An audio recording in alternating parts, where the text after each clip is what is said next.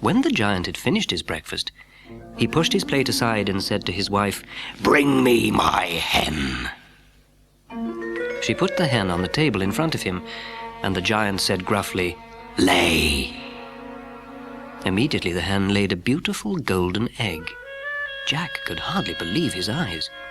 Very soon the giant's head fell forward, and the whole castle began to tremble with his enormous snores.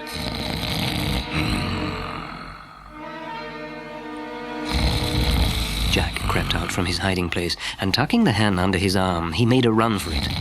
Unfortunately, the hen clucked, and the giant woke from his sleep. "Where's my hen?" Jack heard him roar, but he didn't stop to find out what would happen next. He ran as fast as he could to the beanstalk, and holding on tight to the hen, he scampered down. Jack rushed into the house with the hen. His mother looked a bit disappointed. A hen wasn't as useful to her as a bag of gold coins. "What have you got there?" she asked Jack. "I hope this isn't another of your silly schemes." But Jack just put the magic hen on the table and said, "Lay." And the hen laid another golden egg. His mother was delighted. With this clever magic hen, they need never have any worries again.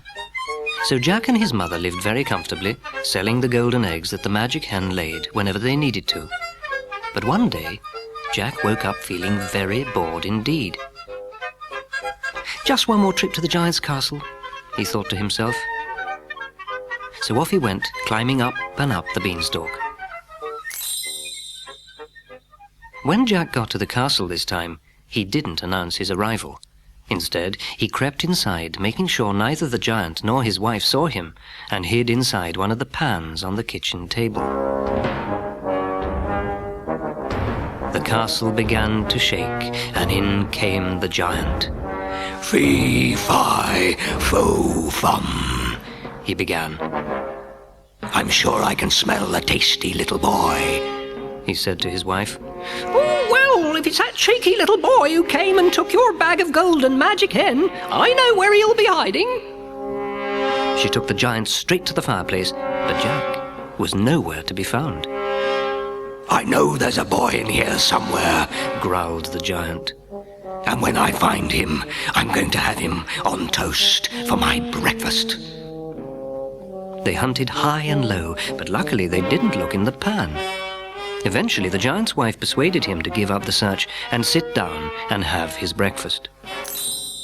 Even while he was eating, the giant kept getting to his feet and wandering around the kitchen, looking in the cupboards and under the table, and muttering under his breath, "Fee, fi, fo, fum." He was so sure he could smell a little boy somewhere in the room. When the giant had finished his breakfast, he fetched a harp to the table. This was a very special harp. When the giant said, "Sing," the harp sang him the most beautiful tune that Jack had ever heard. Very soon, the giant's head was nodding, and he began to snore loudly.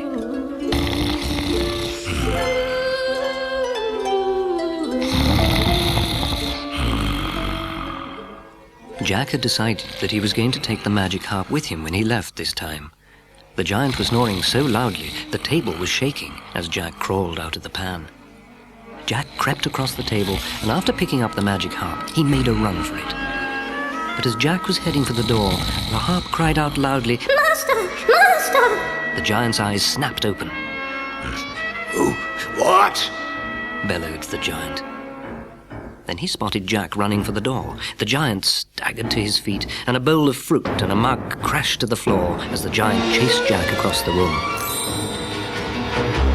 Jack ran as fast as he could. Every time he looked back, the angry giant was right behind him. "Come back with my harp," shouted the giant. But when he added, "I'll have your bones to grind my bread," that just made Jack run faster.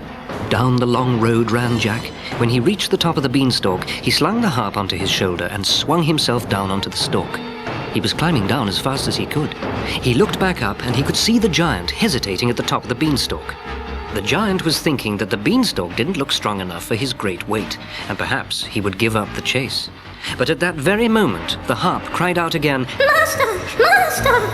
The giant swung his great body onto the beanstalk and climbed down after Jack.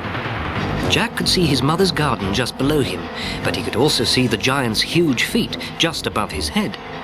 As he got near to the bottom, he began to call out, "Mother! Mother! Bring me the axe!" His mother ran out with the axe just as Jack reached the bottom. She was terrified. She looked up into the sky and saw the giant's legs just showing through the clouds. Jack took the axe from his mother and gave a great chop to the beanstalk. The stalk shuddered. Then with one more hefty blow, Jack chopped the beanstalk clean in two. Down came the beanstalk and down crashed the giant with it. The giant was dead, and Jack and his mother were safe. Jack and his mother became very rich and famous. Jack married a beautiful princess, and they all lived happily ever after.